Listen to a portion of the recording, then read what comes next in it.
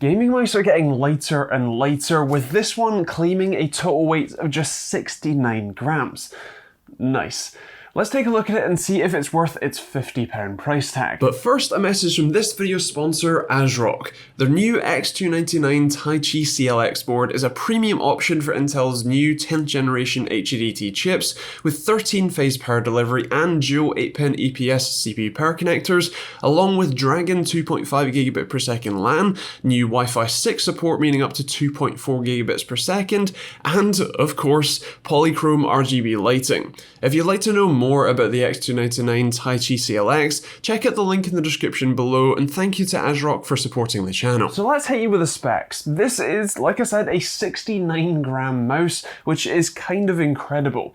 Now, most of that weight savings does come from a few places, but let's face it, you can kind of see where most of it comes from.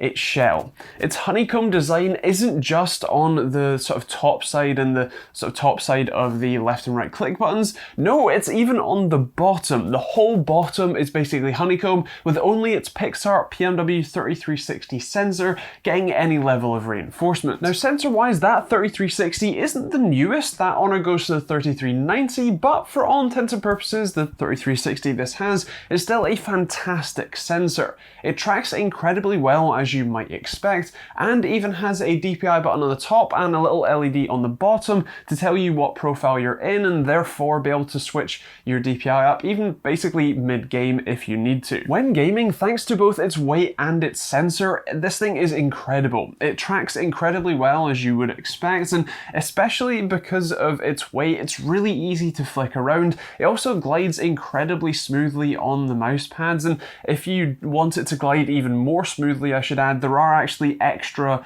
sort of mouse feet or glide pads that you can stick on the bottom that come in the box, so that's always nice too. And honestly, I think if I had more time with this and, used it as my daily mouse, this could honestly make me a better player, which, as you've seen by the CSGO footage, CSGO isn't exactly my forte. It's not something I play all that much, and so I kind of need all the help I can get. This let me hit shots that I wouldn't normally be able to hit. I generally use a Logitech G703 when I'm testing, say, monitors or keyboards, and so this felt kind of worlds apart and really very impressive.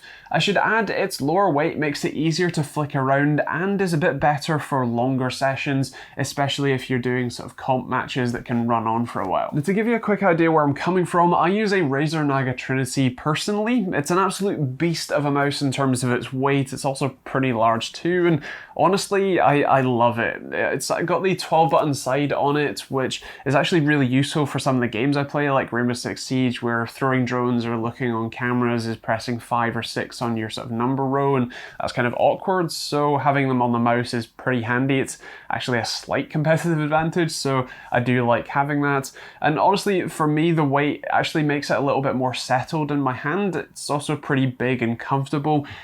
So that's my personal preference. That's kind of where I'm coming from here, which I know isn't quite the target market for this. I think because of that, and because this mouse is a little bit on the smaller side by comparison, it doesn't quite fit my hand all that well. My hand is 7 inches from the top of my middle finger to the base of my palm, and I find that especially my ring and pinky fingers tend to feel a bit uncomfortable on the side, and honestly it does feel a little bit short. It is quite a sort of high-rise shape, and while it still does feel like a palm grip mouse, it's just a little bit on the short side for me personally. On top of the sizing, I think this mouse is really aimed at the competitive FPS player, the global elite in CSGO or champions from Siege kind of people, and I'm not really that. I do enjoy playing FPS games, but I'm not overly competitive in them, and unless I get significantly better and start chasing ranks, I don't think, like I said, I'm quite the target market for this. So it's a great mouse for a competitive player, but what else about it? Well, it's a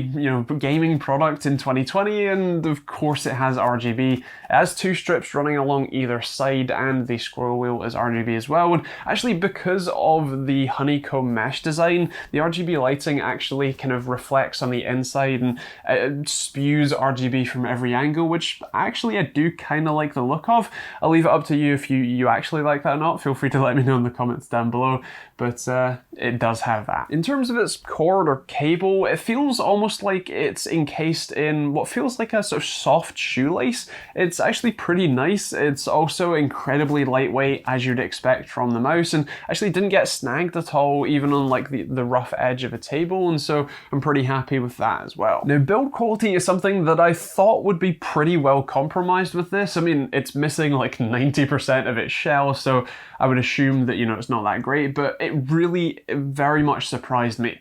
This is a very well built mouse. It doesn't have any major flex to it. It doesn't feel like it's gonna, you know, crumble in your hand if you're, you know, holding onto it nice and tight. And besides a slight bit of play in the left and right clicks, especially after you actually actuate the click, it feels very solid. Even the two side buttons also feel incredibly well reinforced and pretty tactile too, so big thumbs up there. So for £50, is it worth it?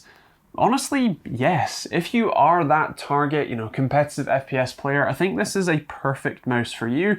Of course, there are a few different versions of the glorious brand. There's the Model D, which is this one. There's the Model O-, which is 58 grams, which is insane. There's also the Model O, which I think is slightly bigger, which might be a little bit more suited to my sort of hand size.